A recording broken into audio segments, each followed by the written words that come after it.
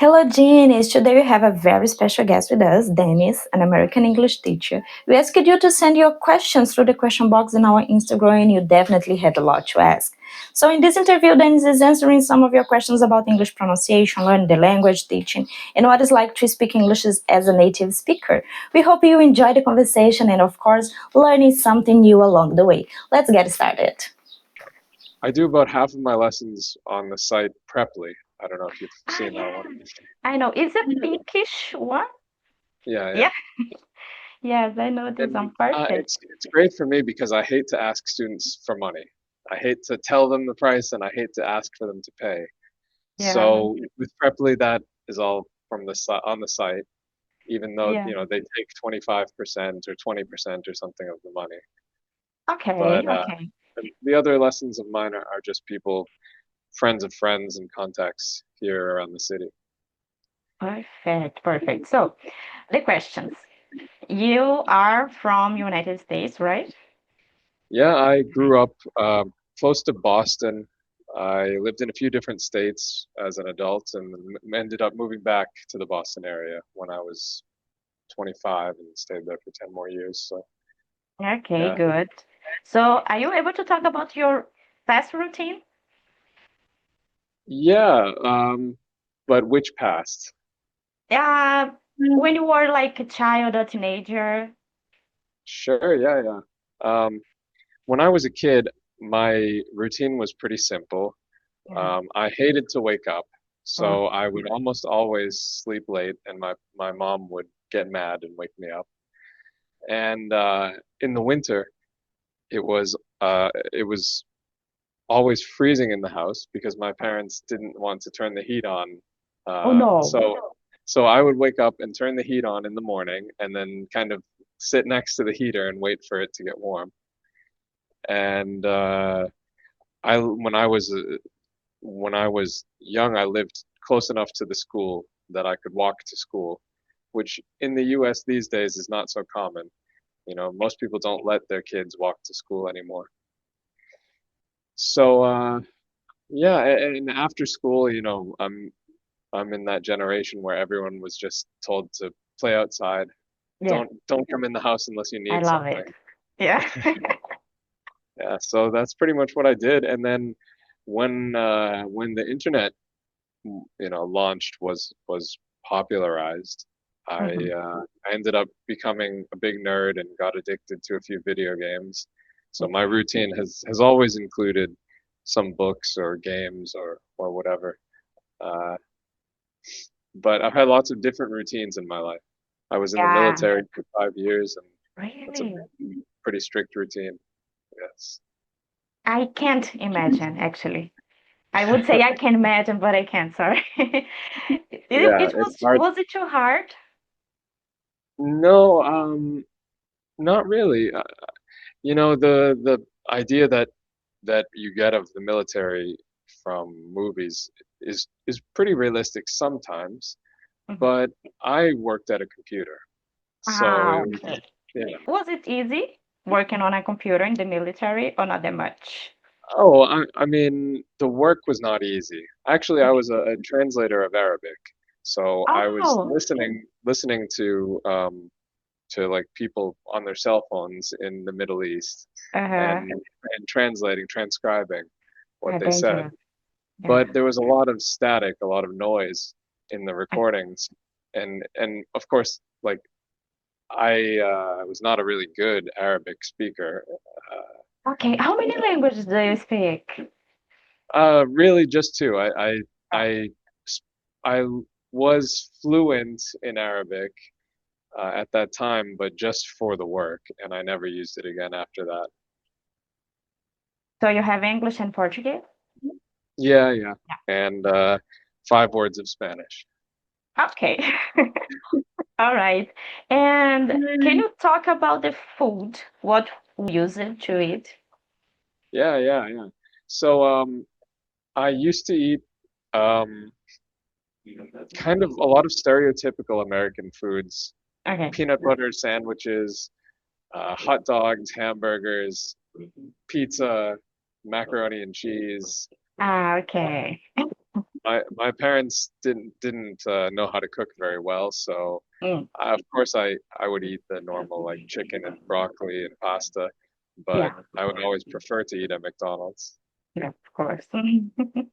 Sure. So I That's think one. this, sorry, you can I was continue. gonna say that's one thing that I miss, I guess, is the McDonald's here is much worse. Yeah, Jesus. I don't know why, but Okay. But I think this is everything we can say about everything in routine that was there, right? Do you sure, want to add something? I'm sure we can add a few more details while answering the other questions, but Of course. uh, So here we have the TH perfect for God's sake. yeah, yeah. So this is a tough one to teach people to do, but it's not a very tough sound to make. No, So easy. there's two sounds too, which is also kind of makes it confusing. Like you have there with a kind of vibration at the beginning, there, and then Mhm. three. Yeah. And the position of your tongue is should be basically the same, which is touching the back of your teeth Okay. or even in between your teeth. And you can do it with your tongue completely out of your mouth. I don't know if you can Jesus. see my camera that well. There. Yeah. So the trick is you can't let your bottom lip touch or it will become an F, right? Ah, yes. Yeah, this is the biggest mistake we made, right? Generally, Brazilians yeah, especially. Yeah. either Brazilians will either use an F or a D sound rather than a TH. Exactly. And for us, there's a big difference because, there are so many core words in the language with TH. Mhm. Yes, this was my biggest challenge actually because my teacher used to say, go in front of the mirror, and nowadays I say this for my students, go in front of the mirror and say, think, think, think. And this is like, oh my God, I'm tired. I got my muscles tired. It was like a workout for me, you know. Right. Yeah, it's Yeah, it difficult. is. It is a little bit of an exercise, like building muscle memory. So you can't expect to do it once and then automatically do it Yes, yeah. perfectly. But it's one of those things that like if you practice, if you think about it, like and just spend a couple days working on it, Yeah. it'll start to click. And I think a good tool to practice this sort of thing is like a phrase that has both versions of the th and then also maybe a d or an f sound in the same phrase to make sure you're differentiating and saying them all. Ah, okay. It's a kind of a tongue twister Could be, because yeah, it yeah. will be like for I think the one I used recently it was there are three things there. it's Yeah, difficult because we need to put the tongue all the time. yeah, And and it, yeah. it also kind of you want to flow in between each word. Like for example, things there, Ah, right? Rather yes. than Yes. things there. You It's want to like a really, linked sound. yeah, basically all of the words in English, with some exceptions. Okay. Generally, we link all the words together. So Okay. there are, They right? are. Uh-huh. And this is something that I don't think really gets taught very much when you're learning English, because we don't even think about the fact that we're doing it in English. Yes. Yes. I love the English sounds. Actually, I love sounds in general. Let's go to another question. Is it that bad if we change shit for shed and bitch with bitch? So it can be, yeah, it can be, Oh yeah. but it's the important part is understanding the vowel sounds. Mm, So, for example, this ee, when we're kids in school, we basically say, and we can talk in more detail about this later because it is a little bit complicated. But we basically say that there is a big and small pronunciation of each letter. So this double E makes a big E sound. E. So sheet, right? And this is exactly the same as the E in Portuguese. yeah. Sheet. Yeah. Now, this little I in shit is basically like it's not a specific vowel sound. And this is the trick about English vowels. We have something called, I think it's called the schwa. I don't know Yes. why, it's a stupid name, but it's basically how all of the small vowel sounds can be reduced down to a sound that's kind of like It's almost like the vowel doesn't even exist anymore. Okay. So in the case of this word, shit, if you imagine that it doesn't have an I and you just say SHT, shit, Okay. it's basically like that. The I is so reduced that it's almost going to not exist anymore. So Okay. shit. And same thing with bitch. There's not really much of a vowel sound there, just a little bitch, Okay. Yeah, it's right? difficult. It's difficult. I think we will change a lot. Just a big open E sound, Yeah. sheet. Shit. Um, Yeah, okay. you can say bedclothes, but it sounds like you're an old English person, maybe. Ah, yeah, really? Okay. So here I have another one for you. What is an English expression that's impossible to translate? There are a few. One that I thought of is beat around the bush. Have you heard this one? Yes, but I don't remember. But I think I heard something around the bush. Yeah, so it basically means avoid saying something, or it can be like enhola, but it's more like when you want to say something, but you're maybe afraid to say it, or you're ashamed to say it. So Okay. you're talking around the issue, right? Ah, You're okay. not talking. So it's like evitar falar direito. Okay. So if you like go to the doctor and the doctor is like, well, we got these results on your test and your this and that is low, you might say, stop beating around the bush. And the doctor says, okay, you have cancer. Jesus. So it's like ir direto ao ponto, right? Uh, it would be the opposite, right? Ok, so é o não enrolar literalmente. Yeah. Yeah, and so the idea here, uh, the bush is like a mata in this Yes. case, not arbusto. It can have both of those meanings. Ah, okay. Now, So now when makes you're sense. Yeah, so in this sense, when you're beating, it doesn't we don't wouldn't really use beating, but you can think of like cutting the plants with a machete. And you're Yeah. supposed to be going into the woods, into the bush, but you're Uh-huh. just going around it. You're not entering and going directly where you're supposed to go. Okay, good. I like this one. I think I will use it. I will try to use it in my Yeah, first I don't opportunity. use it much, but it's a nice one. Yeah, I like it. And what do you think about the Brazilian accent? Well, there are a lot of different Brazilian accents of English Mm, depending on what version of English you learn, who you learn from, and your regional accent and your personality. And so, but generally, I think Brazilian accents are pretty cute. I don't think that. I think it's kind of ugly. I think because of mine. That's why I want classes, because I want to improve this. I think Uh, everyone hates their own accent a little bit. yeah, okay. Yeah, maybe. And this one I will ask in Portuguese because I don't know how I can say marcadores discursivos in English. I don't know Então, either. quais são os marcadores discursivos like our né in Portuguese? When you say, sometimes I use right or okay when I'm talking in English, but I'm pretty sure that there are 100 more like né, right? Yeah, so Oh, yeah, you can explain, please. I would say there's like three or four different ways that you can do this. I don't know, discussion markers, but anyway, Yeah. uh, no is used in this kind of way. Okay. It's more used maybe by Hispanic people that have this custom of using it in Spanish or Portuguese too, but it makes sense.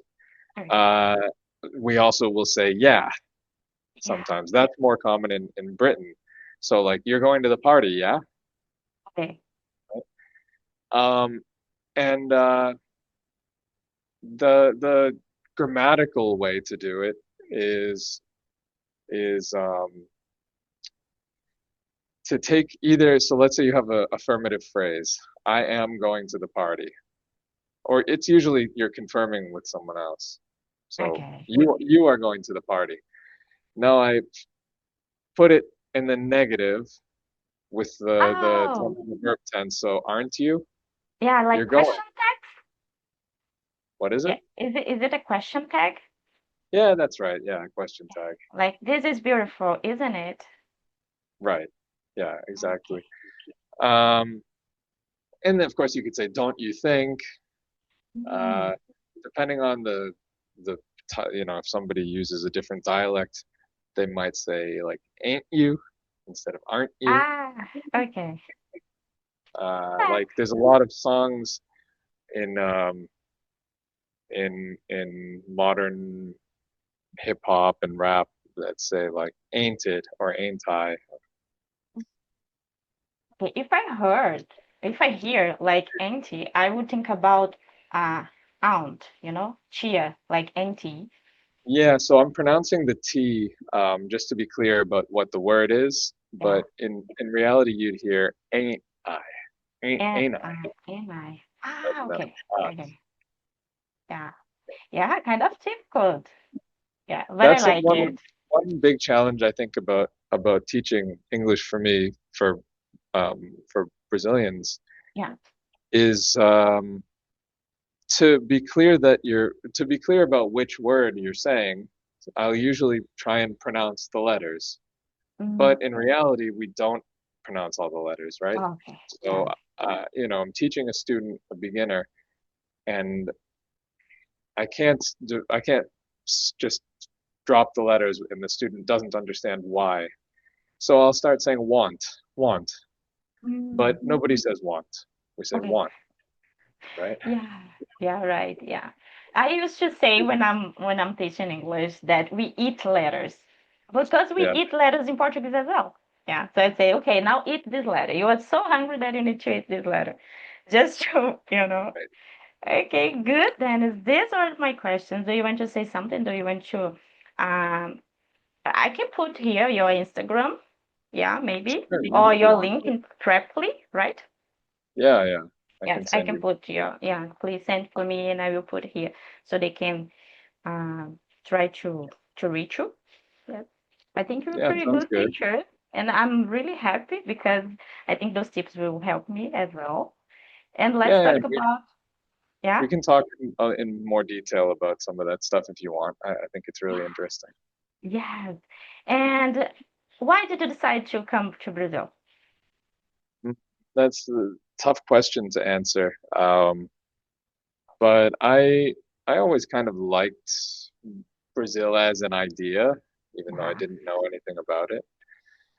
But actually, my friend, a guy that I met working in construction, Mhm. he's Brazilian.